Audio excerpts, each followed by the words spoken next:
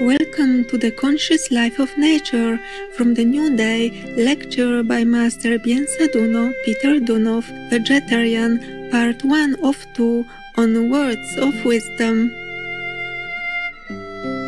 The spiritual lineage of the Universal White Brotherhood was founded by Master Beinsa Douno, also known as Peter Konstantinov Deunov of Bulgaria in 1897. Master Beinsa Douno taught that the qualities of humility, obedience, honesty, goodness, intelligence, and nobility are foremost in spiritual practice. He explained that one should walk the path of love, wisdom, and truth.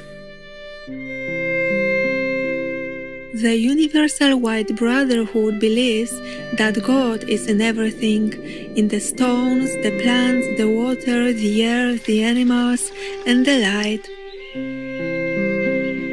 Following the principle of ahimsa or non-violence, Master Beinsa Douno practiced and preached a vegetarian diet. The master was also an accomplished musician and composer of many spiritual songs and compositions.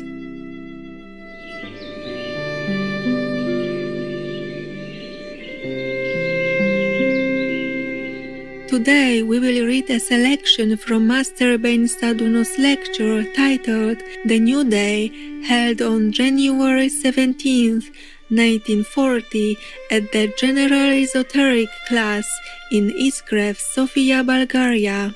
In this excerpt, the Master gives insight on the functioning of both the inner and outer forces of a person and how these forces play a role in the manifesting of the three-dimensional world.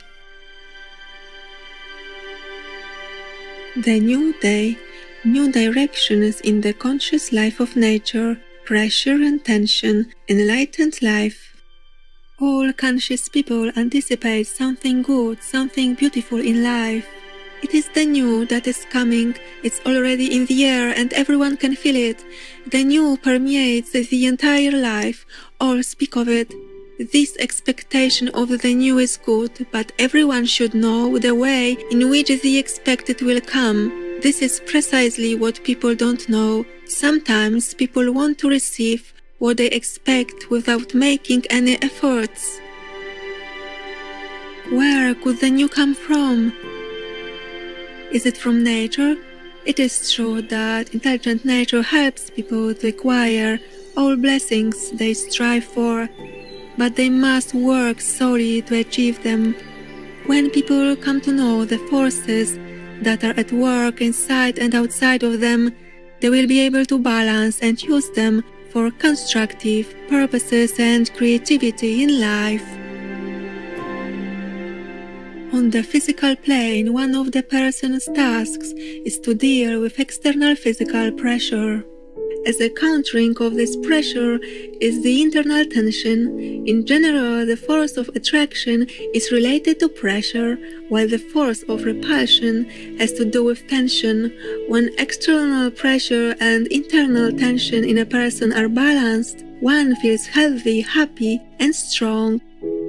If external pressure is greater than internal tension, one hardens and becomes rigid. Then if internal tension is greater than external pressure, it puts one in an unnatural state. Thus, a person is under the influence of two forces. One is outside pressure and the other is tension from within. If someone is solely under the influence of these two forces, that person would be in a great difficulty and could never be self-motivated. But thanks to another intelligent force that operates both from outside and from within, pressure and tension in the human being are regulated, and a person can take initiative, manifesting a conscious life in the three worlds: physical, spiritual, and divine. Someone may think that nature's drafts are insignificant, abstract, and they are not interesting. Misunderstood works are not interesting indeed, while the understood ones are. But whether we are interested or not in nature's works, we are forced to study them. Learning is a necessity for us to be able to cope with the tasks that life brings us. It is on earth that one has conditions and opportunities for development. The human body is the first condition that is given to the student of life, so the body is a building, a school or university in which the student is placed to study. Sometimes students think that the university is their property and professors are their friends. Such friendship can only exist when a student studies diligently, otherwise it cannot exist because the professor will turn his back on the bad student and will continue his way. When the student learns well, then the professor also teaches well. It's quite a natural process. The student might also want to know more about the university, who built it, how they did it, who the professors were in the past, and so on. These are questions that should not interest you.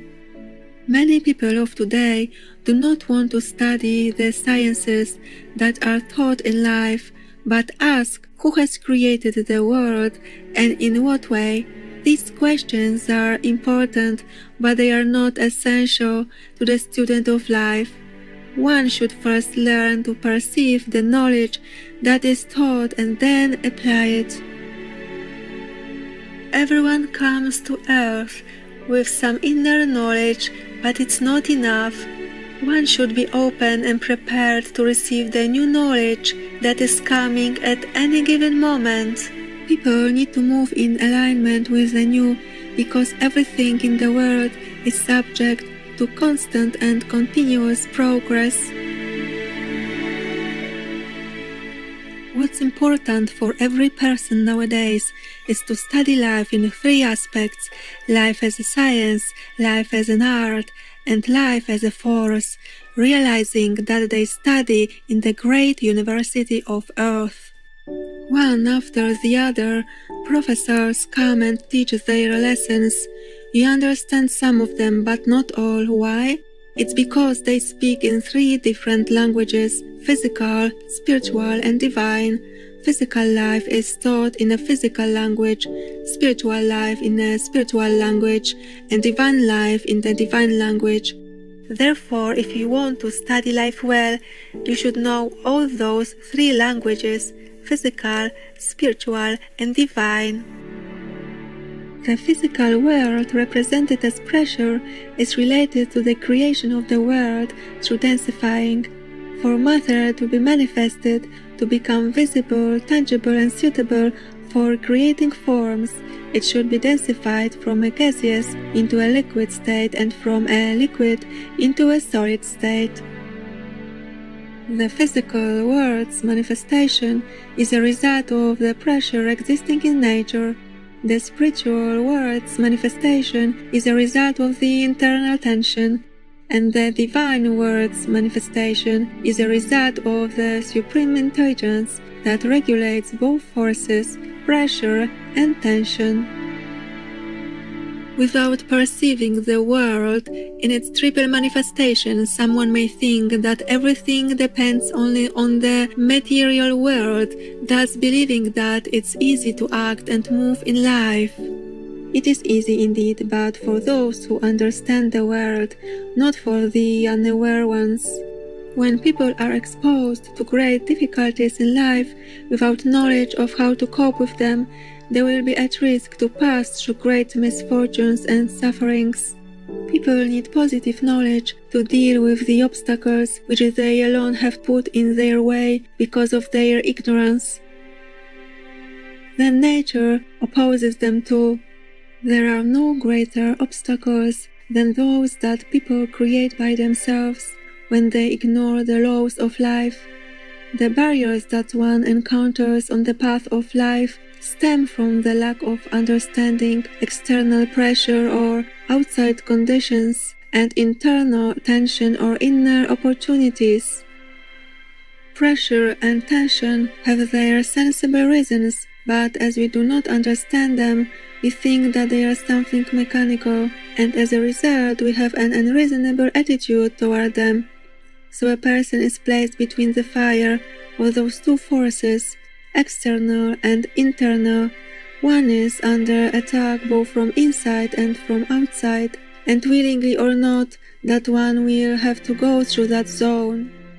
What should a person do to pass through it and exit without harm? You will say that only God can arrange that.